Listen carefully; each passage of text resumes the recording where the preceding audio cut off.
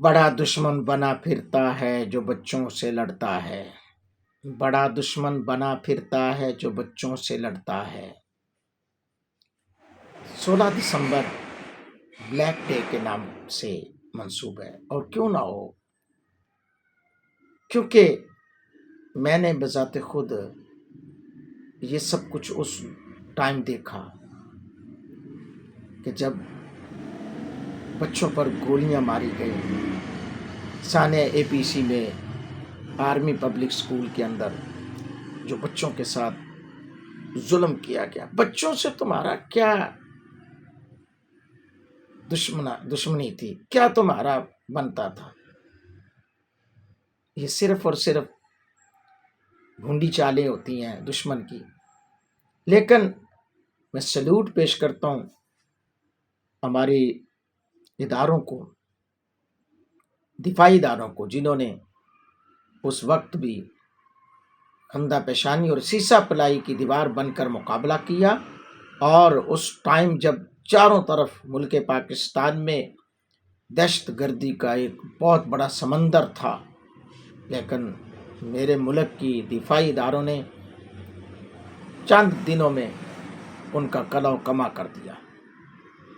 आज भी कुछ ऐसे खवारिज हैं जो ऐसा कर रहे हैं, लेकिन मेरी दिफा मजबूत है, मरबूत है और मुस्तहकम है। सुन लो, दुश्मन को बता रहे हैं हम, ऐ दुश्मन सुन ले, मेरा सिपाही, एक एक